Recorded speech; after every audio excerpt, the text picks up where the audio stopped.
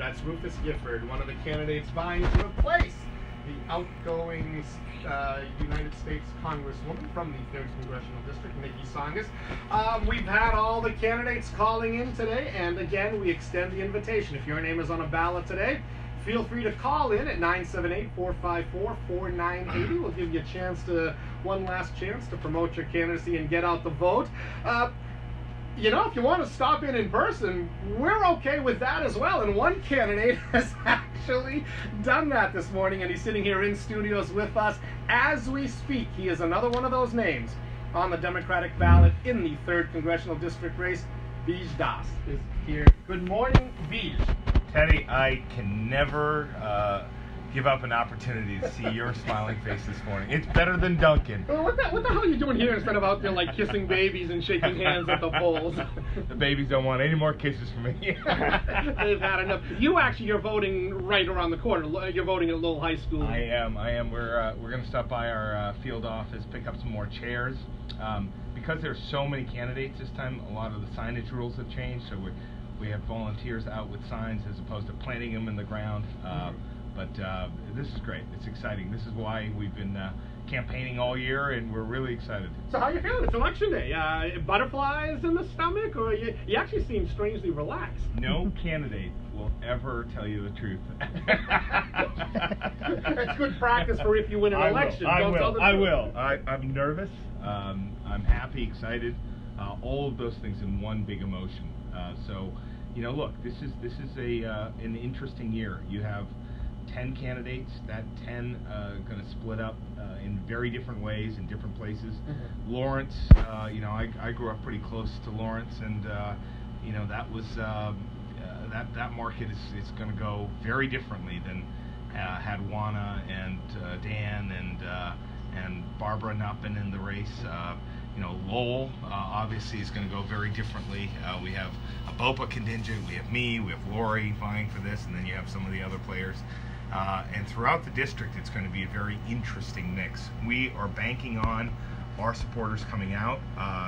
We are polling incredibly well in non-traditional Democratic circles, and if they show up and they pull a Democratic ticket, we're going to be on our way to Congress. I've been asking most of the candidates in the contested races, what's your path to victory? And as you mentioned, of the 10 candidates, they've all come from different backgrounds, different locations and whatnot, but all of them, except you, are trying to take the left path, the extreme left path to victory. You've actually tried to create a little tunnel down the middle.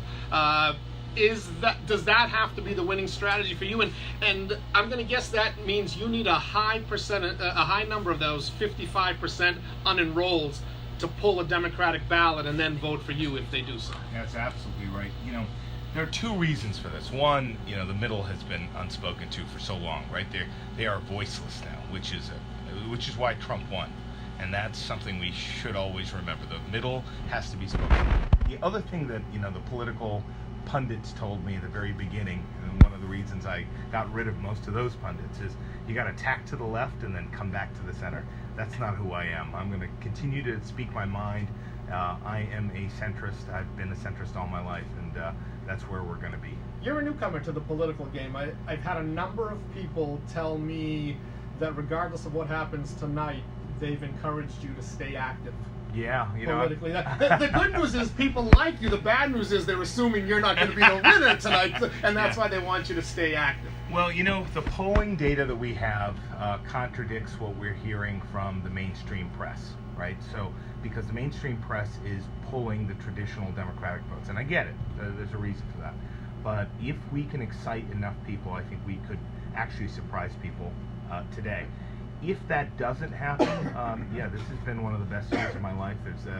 There's been a lot of stress. My business has suffered from me not being at its helm. But I will tell you, civic engagement has really changed my perspective again. From years ago when I was a federal law clerk to coming back into the process. It's an amazing process. It's an amazing country, and this has reminded me of all of that. Well, I wish you best of luck today. I want to thank you for stopping here in person, and in the interest of full disclosure, I will say that I have been one of your supporters for a while now. I think you are the one who can truly be an independent voice in DC if you get there. You've shown that streak during the primaries. If elected, will that change? Will you become more in line with party leadership? I'll tell you a little story from Marlboro yesterday. I was telling people I'm one of the few moderate Democrats left, and what I saw in Marlboro on the streets was people saying, you know what, I'm a Republican, but I really appreciate that you're listening to us. So that's not going to change. That may not help you in the polls. It may not. It may not. That's who I am. So, Teddy, and I thank you for your support. You've been amazing. Thank you. Bij Das, candidate for 3rd Congressional District. Good luck today. Thank you. All right. One more candidate before we break for news. She, too, is a candidate